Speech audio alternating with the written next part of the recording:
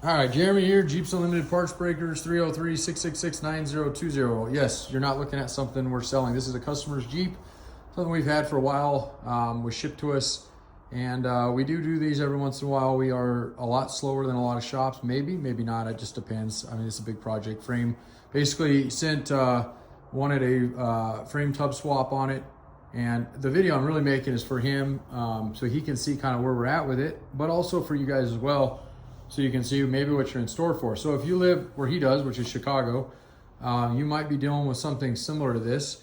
And in some cases, it's not worth rebuilding, but in some cases it is. So if you got a clean title, it's fairly low miles, maybe not low miles, it doesn't really matter miles, but it's an edition. This one's a Levi's edition, or at least I think it is. It's got the Levi's seats in it. And yeah, these bring good money. The Golden Eagles, you know, they're worth fixing. So a couple things we're going to discuss real quickly, and I'm going to get you another video here shortly. But when I first got this, we had it parked out in front of our shop for a while before we could figure out when we have the time and personnel to do it. And I didn't really think it was that bad. Brandon's been working on it. Clearly he's got quite a ways on it. We got a new suspension kit coming in. It should be here tomorrow, hopefully, or at least half of it. I got called earlier, said they sent half it to the wrong place. So we got one, front half going to be here Monday, the back half going to be here tomorrow. We got his frame out there. We got a tub out there. We happen to find like the same year tub, which is incredible, and a quadra-track tub, even more incredible. And the same color, not that that matters, he's going to be painting it. So where are we at in this thing is really where, I don't want to say this is where it begins to add up, but it can. And part of that, for those of you guys looking to do, and you probably already know this going into it, but the tub is clearly something that we're replacing. The frame, axles actually checked out okay. The inside, at least the rear, we popped the cover. It looked great, it looked like new inside. And the rust wasn't actually that bad on the axles. A lot of times Midwest Jeeps, the axles are so rusty that, you know, they need to be replaced too. Being a quadra-track Jeep, these aren't very easy axles to come up with anymore. So it was nice seeing that. So there's some savings there for him, and not really savings because he didn't anticipate replacing those anyway, but we didn't have to add to it. So there are some things that we're getting to, and again, we'll get this tub popped. We're gonna have it popped here in a few minutes, and we'll redo a video so you can see a little bit more on some of those parts that you can't see right now. But just to show you a couple things that we're going to start thinking about here fairly quickly is the gearbox. As you said, the gearbox did it break loose, or is it just not breaking loose, the problem? Or did it break the bolts? It's not breaking loose okay yet. So what will probably happen on this gearbox is that it will cost more to pull it because the bolts snap on them, and then they're big bolts on them, usually not worth us. You know, if it was just somebody doing it in their own garage, their own time, for those of you out there, you know, that's if you're doing it on your own, it's not something you're having to worry about time and labor. But when customers are paying labor, you know, that kind of stuff starts adding up fairly quickly, and it does take a little bit while, especially to do it right. So let me see who's calling me right now. Oh, my watch is listening to me, and somebody's calling, and I'm gonna have to stop this video or call them back. It's Canada. So anyway, so that's one thing. And then of course there's some other things that, again, a lot of people don't think about. Frankly, I don't usually do it either till the very end, or till we get to the point we're at right now. And it's going to be like what I call the peripheral stuff, which is like your lines, your fuel lines, your brake lines, your e-brake, your throttle cables, and yada yada. So they did a good job pulling this thing. There's a lot of stuff we're going to be able to save. I mean, this is all pretty brittle plastic, but they did a good job pulling it. So you can see little breaks in it over the time that's happened. But by and large, this shoulder's pretty much gone and missing pieces. That might be something that when we put back on, if it's sticking the throttle or something, we'll replace it. But we always try to use what we can, save the customer money in that case. But if we're chasing our tail, we're not going to over something, you know, what do they call spilled milk? Yeah. And we're not going to do that. So brake lines, though, they're garbage. Fuel lines, garbage. E-brake, matter of fact, I'm going to show you this more so when we get down to it. We had to cut the exhaust. It had multiple cracks, and I think the header was, Jerry was saying, was something was wrong. I'll have to look at that here in a little bit. Had a couple leaks on the engine, but don't really need to do much in that if it was running good for you. I mean, we're here, we can do it, but again, it kind of starts increasing everything. It's out, so it saved you a little bit as far as doing it later, but it definitely adds on the our time stuff. So, but we look down the frame, and obviously we got, you know, issues. That's why we're doing a frame on it for you.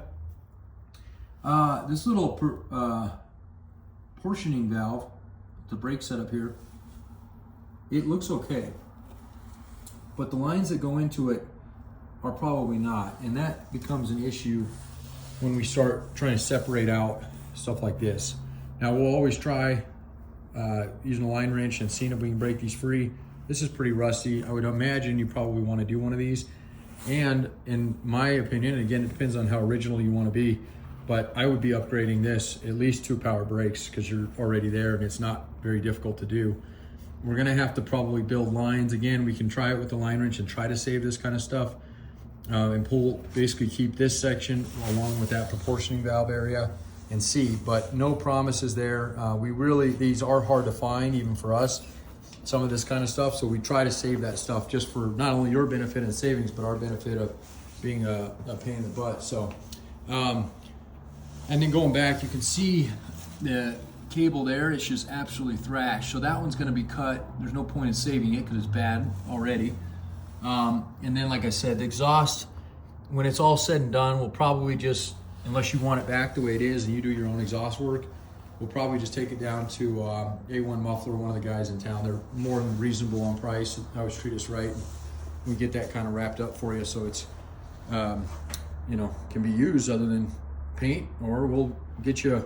We got this Brandon, I don't know if I introduced him the other day, but we brought him on to do some of this, not only work like this, but also paint stuff. So we're gonna be able to, maybe not on this one, we'll talk to the customer a little bit more and see, but we'll be offering that occasionally. No, and we'll just go from there. If we explode that out, great. If not, you know, that old saying, KISS, keep it simple, stupid. So we'll go from there. But anyway, and then you look back on the body here. Obviously, again, we don't have to go over the tub too much because the tub is thrashed. It's done, and it's, like I said, but in the beginning, I didn't think it was that bad.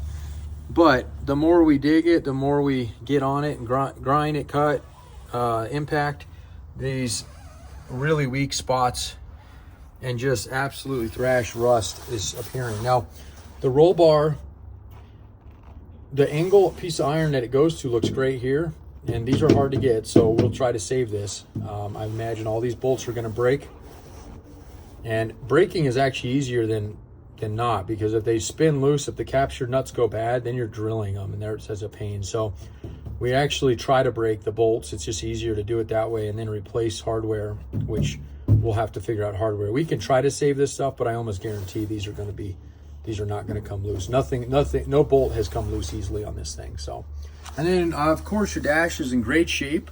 There's probably going to be some rust that we haven't seen yet. That's going to be between the windshield frame and the top of that dash, which we won't see until we pull the top.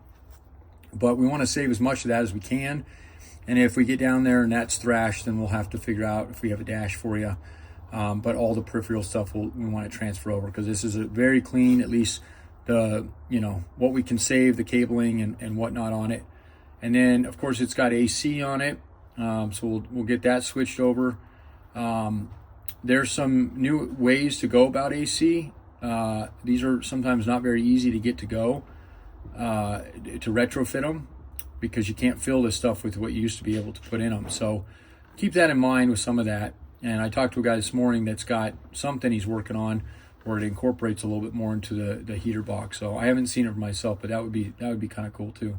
Of course, the column, I think that's good. Everything looks good there, and those are hard to get. And then of course the Quadratrack stuff, we have that little switch in the glove box in there, which is, yes, factory. People that don't know them think that's not. And then that floor all sealed up. That's how these all came. So, and of course the seats. And the seats are pretty clean. I mean, they got some seam rips, you know, where they've gotten a little dry.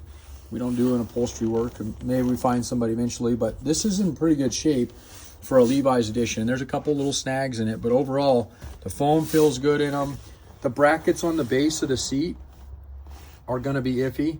Again, we might be able to pull them and it might look great under there, and we might pull it and it might look terrible. It's just hard to say until a lot of that stuff comes out. So we'll say what we can on it, of course, and then anything we can't, we'll hopefully have. And if we don't, then we'll start getting together with the customer and figuring out. But nonetheless, there's some things on here that, you know, we quote in the beginning thinking, oh, just easy tub frame swap, front clip, windshield frame. I'll look and see if I think there was a tailgate we talked about. And then as we go, and this is kind of what I was explaining in the very beginning, is that, you know, it's hard to show a customer in the beginning of something what you're going to run into. But as we're doing it, I like to do these videos. You start seeing really there is a lot more to this job than just a simple tub frame. Now it does help that the frame is awesome and the tub is awesome and the axles are workable and we're putting new suspension. That's going to be a huge time saver as far as messing around with some of that stuff. But there's still a lot of other stuff we do have to transfer, have to pull, that as I've seen this thing as it's come apart, every single body from frame to tub bolt has snapped. Nothing has come out. A couple of those had to be cut. You can see just how much rust is coming out of this. And guys, this isn't even that bad. This Jeep is as rusty as it is. This Jeep is a walk in the park compared to some of the stuff I've seen out there in the Midwest, East Coast. So I know we talked a little bit about a hardtop on our last call. And again, I thought, well, that hardtop looks in pretty good shape. Well, I've looked at it a little bit closer, and the hardtop itself can be saved. It does have some cracking down, but I mean, again, fiberglass stuff can be done here. There's a little bit there. I need to look a little closer at the way they did that, because it looks like somebody modified that, but maybe not. I'll have to look at that.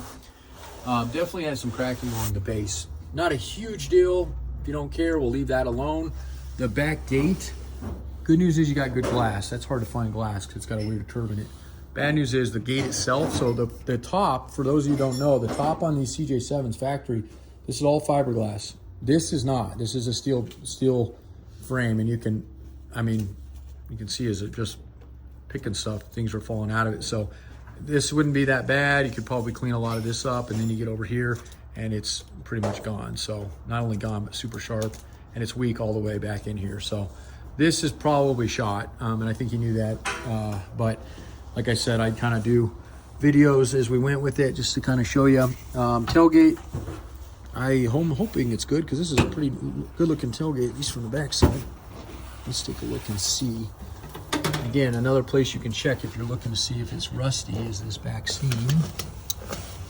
And that actually isn't bad. So there'll probably be a little bit we lose material, but I think this tailgate is savable. And I probably wouldn't say putting money into that. I mean, yes, there's always a risk that you don't replace rust and eventually it rots itself out. There's probably, there's some blemishes there.